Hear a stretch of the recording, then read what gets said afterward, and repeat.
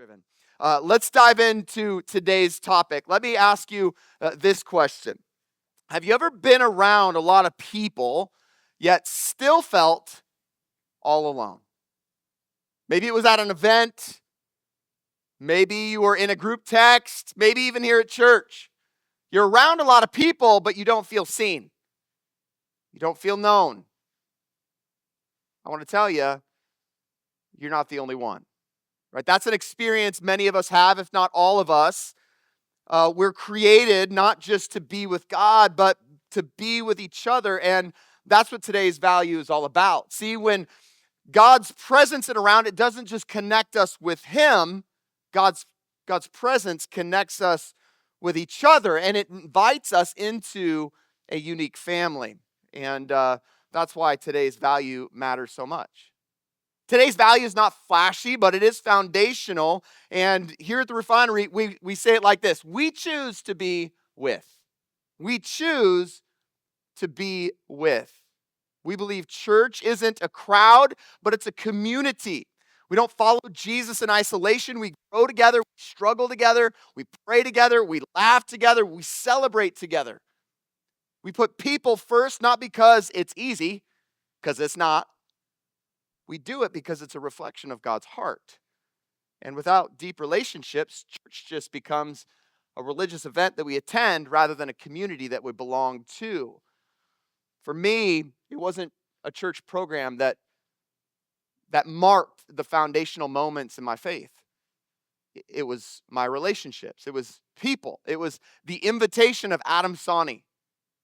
It was the relationship of Amy Hannon. It was the mentorship of Brandon and Matt and Tim and Becky and so on and so forth. For me, it wasn't church programs that made the difference. I liked them. I went to them. And they created an environment where I built meaningful relationships. And it was those relationships that were critical in my faith journey and have held my life together when things are difficult. See, today we're asking the question, what kind of culture are we building? Like when it comes to how you and I relate to one another, are we just attending church on Sunday, or are we building a community that says, hey, I want to see you Monday through Saturday? The Apostle Paul, he gives us a vision of what church could be like. He says this in Romans chapter 12. He says, for just as each of us has one body with many members, and these members do not all have the same function, so in Christ, though we are many, we form one body, and each member belongs to all the others. Now, that doesn't mean that I belong to you or that you belong to me. That's kind of gross. What it means is, as a church family, when God invites us into this community, we make a commitment to serve one another, to support one another, to pray for one another, to celebrate together, to show up for one another. And that's what the Apostle Paul is talking about. Right? Jesus modeled this. Mark chapter 3, after a night of prayer, Jesus chooses his 12 disciples. And he doesn't choose them to start a bunch of programs. He doesn't invite them to build a brand, but Jesus chooses the 12 so that he might be with him. Watch this. Mark chapter 3, it says this: Jesus appointed 12 that he might what? Be with him, and that he might send them out. Before Jesus sends them out, he actually invites them to be with him, because that's where church begins. That's where community happens. That's how we grow spiritually, not by doing, but by being together. And in today's world, church success often means more people, more programs, and more polish. But that's not how Jesus lived his life, and that's not how Jesus did ministry. In the New Testament books of the Bible, Matthew, Mark, Luke, and John, it tells the story of Jesus' life, teachings, and ministry. Right? It talks about how Jesus rose and died and rose again. But in those 4 books, it records 17 moments where Jesus is with the crowds. But in those same books, it records 46 moments where Jesus is with his 12 friends, his 12 followers. Now, Jesus didn't ignore the crowds, but his focus was on a few friends. Yes, Sunday services are important. Refinery Kids, serving on the dream team. These things are meaningful and they matter a lot. But a careful reading of the Gospels reveals that Jesus makes an intentional investment into a few deep relationships along the way, rather than focusing all of his attention on gathering in big groups. What are we asking? What are we saying? We're saying, hey, I'm going to choose to be with. How do we define it? Here's how we define it here at the Refinery. Be with. You can't grow spiritually without connecting relationally. We're here because we want to grow spiritually. Well, I'm telling you, you can't grow spiritually if you're not connecting relationally, because here's what's true. We were created for community. We're not meant to do life all by ourselves. Real change happens in relationships. Yes, Jesus spent times with the crowds, but his focus was on walking with a few. So this morning, what I want to do is I want to take a look at what it looks like to be a church, to be an individual who chooses to be with, okay? And so since this value comes from the moment Jesus chose his 12 disciples, what I want to do is I want to zoom in on one of those relationships. The relationship I think is most relatable, his relationship with Peter. See, Jesus' relationship with Peter is a bit of a roller coaster. One moment, Peter is walking on water. The next moment, he's sinking, right? One moment, he's saying something brash. The next moment, he's doing something embarrassing. And yet, through all of it, what does Jesus do? He stays committed to Peter. And God stays committed to you. And God stays committed to me. And from this messy and meaningful friendship, I think, paints the picture of something very, very powerful. And it's this. Real relationships aren't built based on convenience. They're based on commitment. Real relationships aren't built on convenience. They're built on commitment. And so today what I want to do is I want to paint a picture of what a meaningful relationship looks like. I want to give you 4 pillars of a healthy relationship as we look into Peter's relationship with Jesus. And I think if we live these out, they'll help us to grow. They'll help us to heal. They'll help us stay connected. And they'll help us share with others how to do the same. Okay? So, number 1, 4 pillars of a healthy relationship. Number 1, time. Time. The first pillar of a healthy relationship is we spend time together. Peter's relationship with Jesus doesn't start because of some miraculous moment. It started with time. Andrew, Simon Peter's brother, introduces Peter to Jesus in John chapter 1, and over the next year, they do life together. Jesus and Peter eat together. They walk together. They travel together. They laugh together. They probably argued together. Before Jesus ever said, "Follow me," Peter had already spent lots and lots of time with Jesus, and that time built familiarity, built trust, built friendship.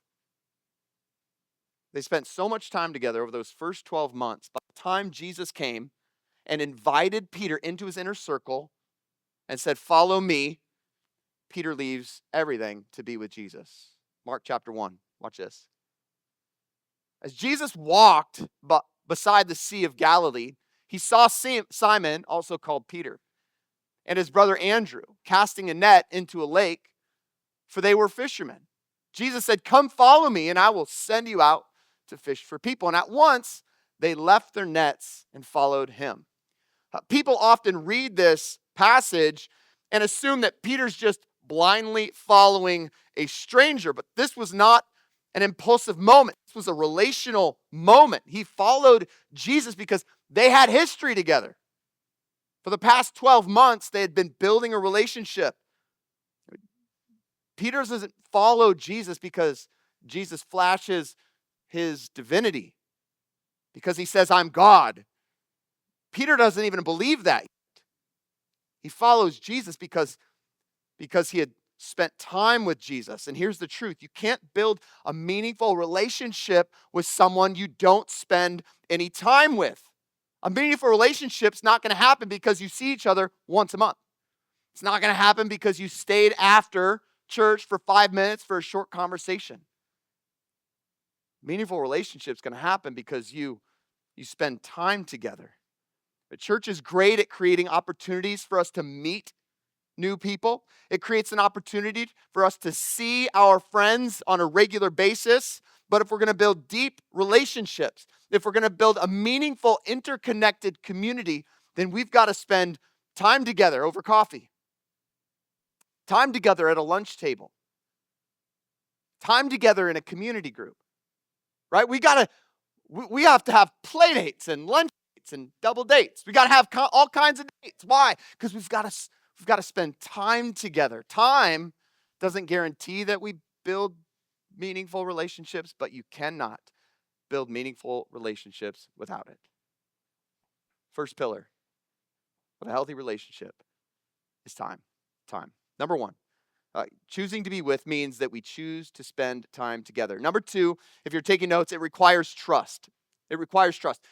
Trust is the foundation of all relationships. If you don't have trust, guess what? You don't have a relationship. You don't have a relationship.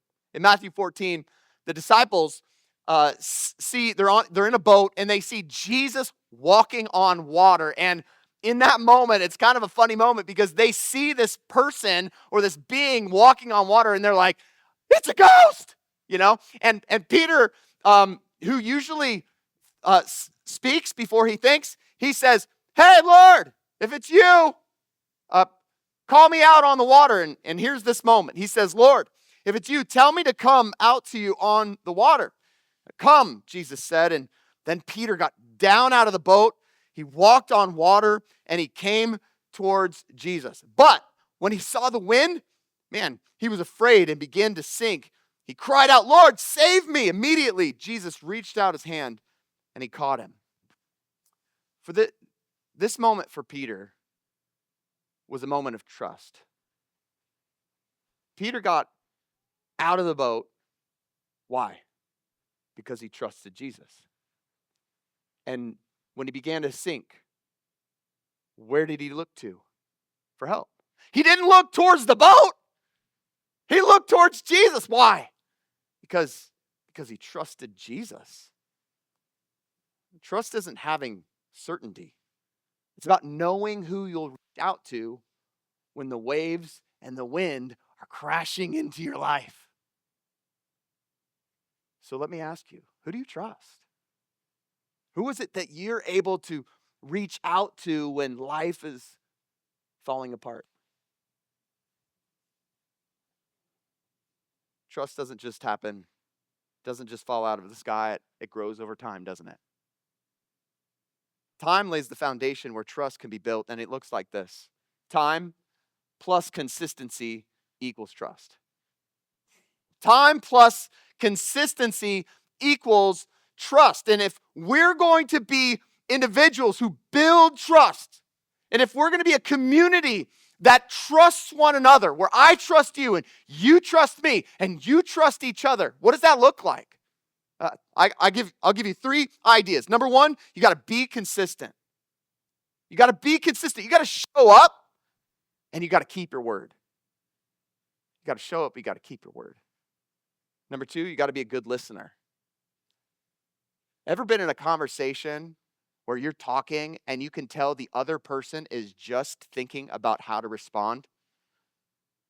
It's not how you build trust, right? You got to listen to understand, not just listen to respond. And number 3, you got to be humble, right? When you make a mistake, when I make a mistake, what do we need to do? We need to own it.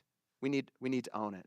This is how you build trust. You got to be consistent. You got to be a good listener, and you got to be humble. Choosing to be with requires what? Time and trust. Number 3, if you're taking notes, it requires transparency.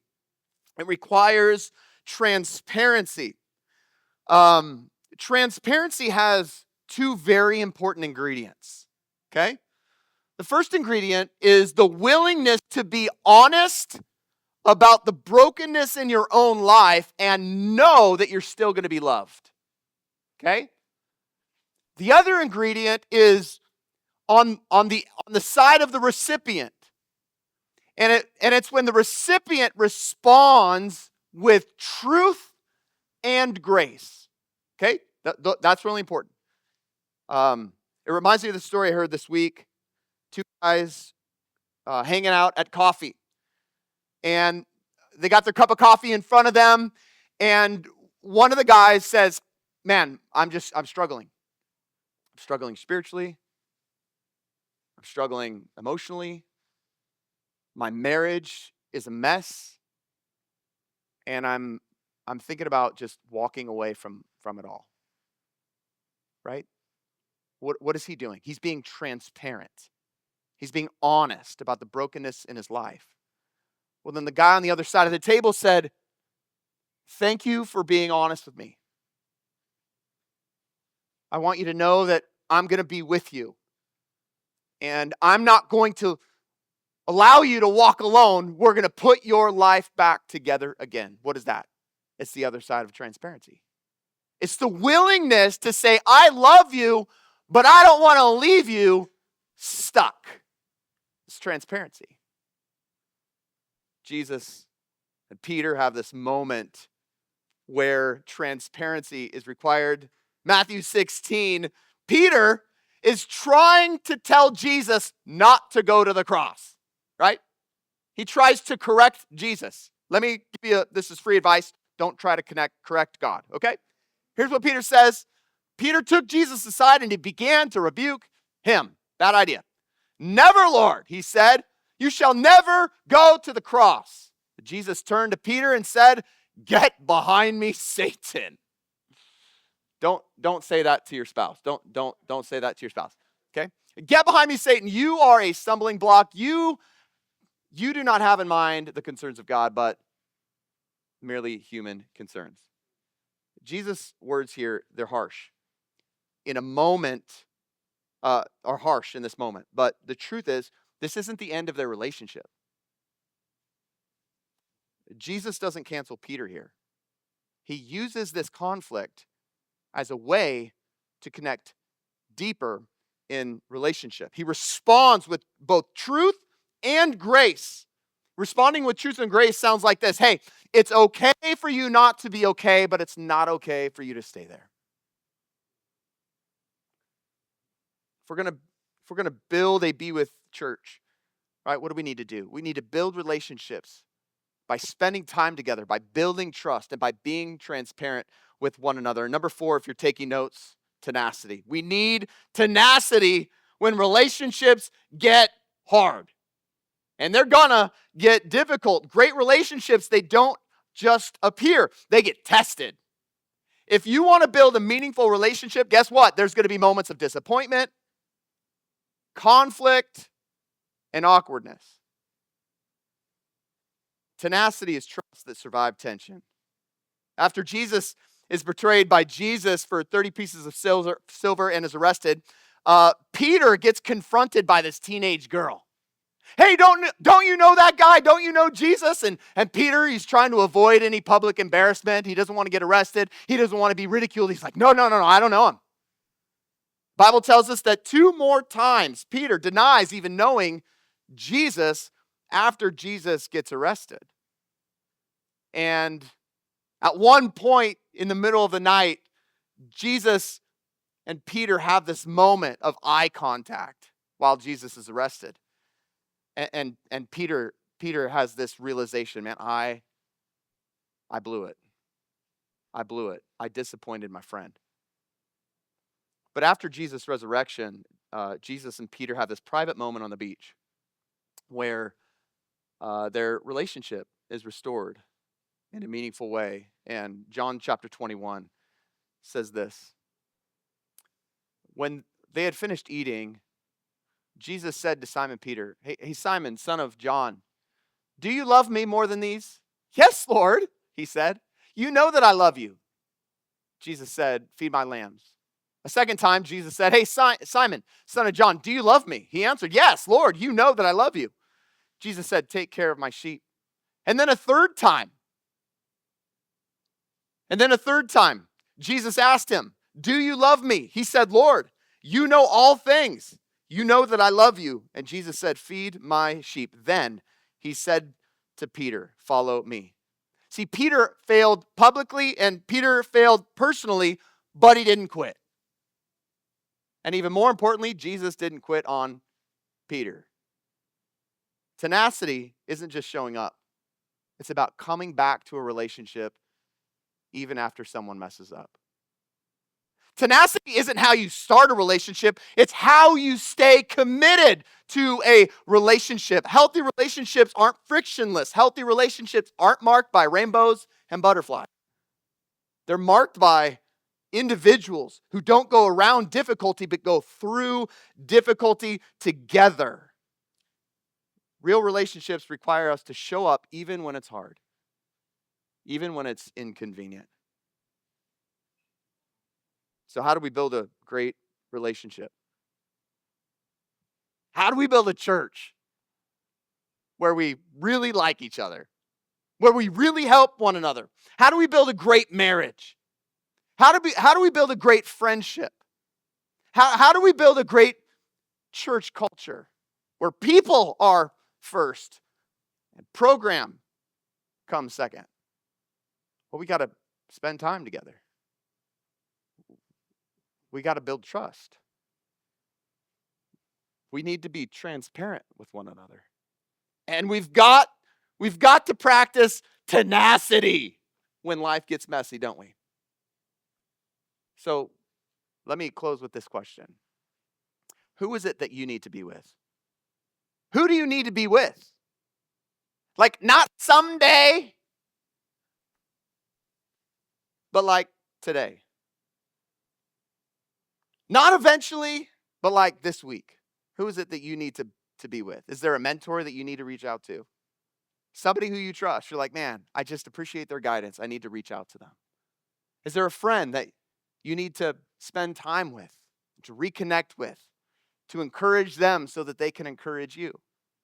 Is there somebody younger in the faith that, man, you could just, you could pour encouragement into their life and help them grow in their faith or in their marriage or in their finances or in their vocation? Who is it that you need to spend time with? And let me flip it. Who needs to spend time with you? Who needs to spend time with you?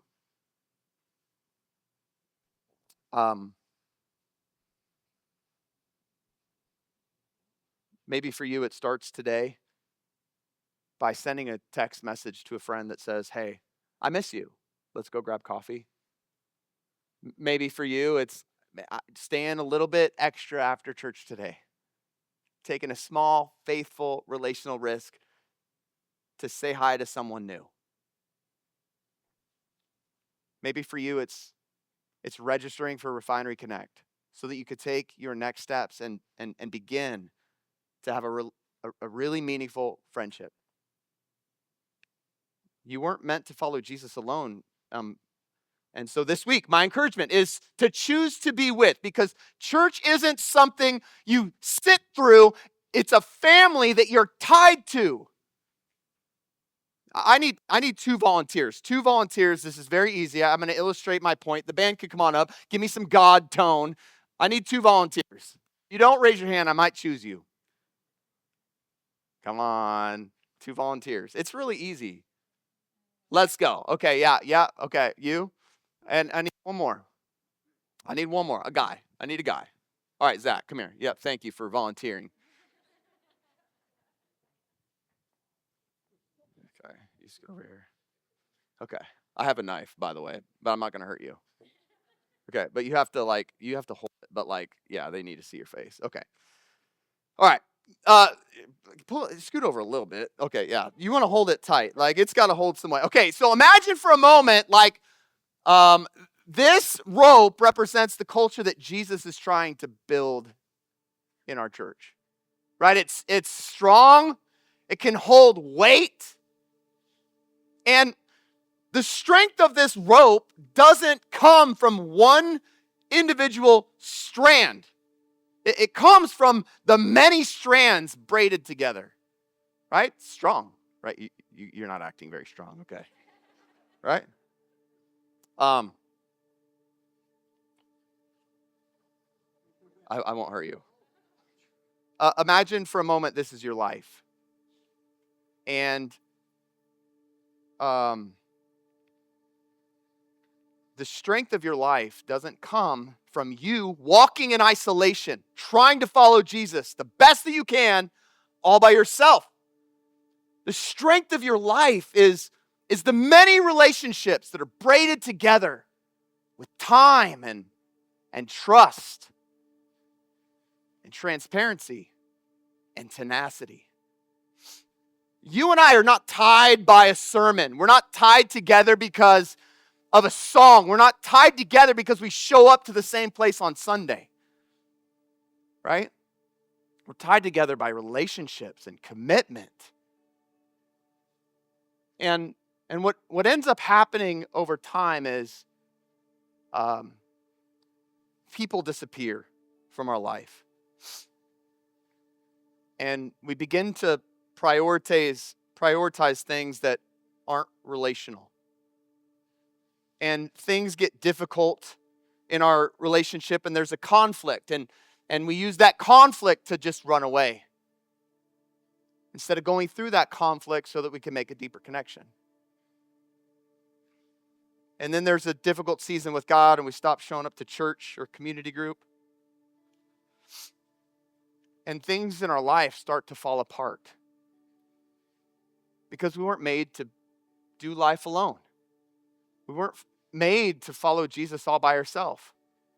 And eventually, what was meant to carry the weight of a difficult marriage moment or a season where I don't feel close to God, or when we're trying to get pregnant and we can't, or we experience a financial crisis, what happens? Our life falls apart. Why? Because we weren't meant to follow Jesus all by ourselves. We were meant to do life in community. Can you guys thank these guys? You can have the rope. It's all yours.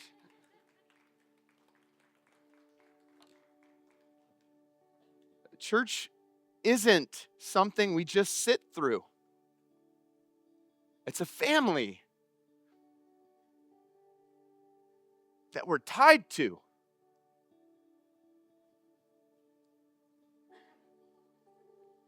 I'm going to invite you to stand as I put my knife away. I feel very country. I have this little sheath thing with a belt buckle. I keep it in my glove compartment just in case. I don't know. I want to invite you to close your eyes. And I want you to reflect with the Lord. Ask yourself the question. Ask God the question. God, who do I need to be with? Who do I need to be with? And who needs to be with me?